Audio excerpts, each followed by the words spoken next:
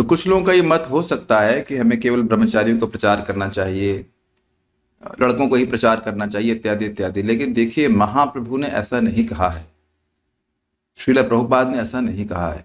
Anyone या everyone, किसी को भी और सभी को प्रचार करने का प्रयास करना चाहिए। चैतन्य चरितामृत में मध्य लीला में महाप्रभु कह रहे हैं, जारे देख तारे कह कृष्ण उपदेश, आमार आज्ञा गुरु हैया तार ए देश। तुम जिसको भी देखो, जो भी दिख जाए और जो ना भी दिखे। अब यहाँ पे से कुछ भक्त हैं इनका वीडियो ऑफ भी है, तो ठीक है, वो भी नहीं भी दिख रहे, फिर भी सुन तो रही हैं। और उन सबको कृष्ण का उपदेश दो। कृष्ण का उपदेश क्या है? नित्यानंद प्रभु महाप्रभु ने क्या कहा था उपदेश देने के लिए कि तुम कृष्ण माता, कृष्ण पिता, कृष्ण धन प्राण, कृष्ण ही तुम्हारे पिता है, कृष्ण तुम्हारी माता है, कृष्ण ही तुम्हारे पालक है, कृष्ण ही तुम्हारे त्राता है, ये बोलना। और ये हरे कृष्ण मंत्र के द्वारा ही तुम्हारा उद्धार होगा।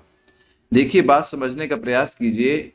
जो आत्मा अपने को स्त्री मान रही है और जो आत्मा अपने को पुरुष मान रही है, वो दोनों ही एक बराबर से अज्ञान में है कि नहीं? तो जब दोनों का ज्ञान बराबर है तो उनके अज्ञान को काटने वाली दवा अलग कैसी हो सकती है?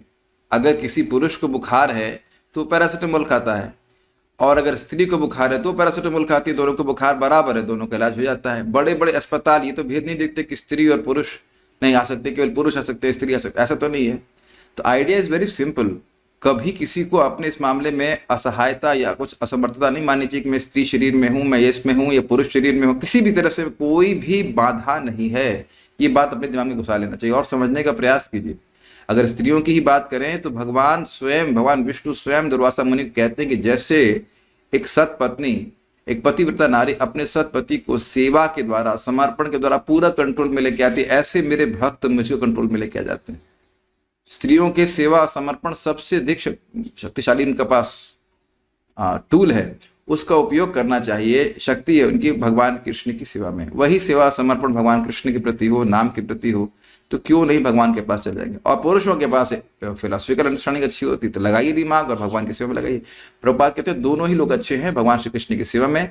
कोई भी शरीर अच्छा है भगवान श्री कृष्ण की सेवा में, इंसान का शरीर। इसलिए सभी को मौका दिया जाना चाहिए हरे कृष्ण मंत्र जप करने का। और अमेजिंग बात है कि अर्जुन तो पुरुष शरीर में ही है ना, और वो भी कह रहे हैं कि मन तो बहुत चंचल है। तो मन सभी का चंचल होता है, इस समय इसको भगवान के नाम पे केंद्रित किया जाना चाहिए। सभी लोग इस प्रकार से भगवान के नाम को जप करें और अन्यों की भी मदद करें हरे कृष्ण मंत्र करने में। मैं सभी भक्तों का बहुत बहुत धन्यवाद देना चाहता हूं जो नियमित रूप से आ रहे हैं और वीडियो ऑन करके अच्छे हमारे जपा मॉडल बन रहे हैं। होता ना जैसे अभी इंटरेस्टिंग बात है, किसी जिम को जाने वाला, मानो मैं टिंगड़ी पहलवान हूँ और मैं कोई जिम जाना चाहूंगा, तो मैं देखूंगा कि वहाँ के प्रोडक्ट कैसे हैं।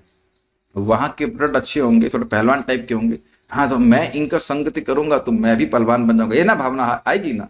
तो उसी प्रकार से यहाँ जो सारे पहलवान इकट्ठे हुए हैं उनका हम बहुत बहुत धन्यवाद करते हैं कि आप इस प्रकार से आ रहे हैं। This is very intense preaching.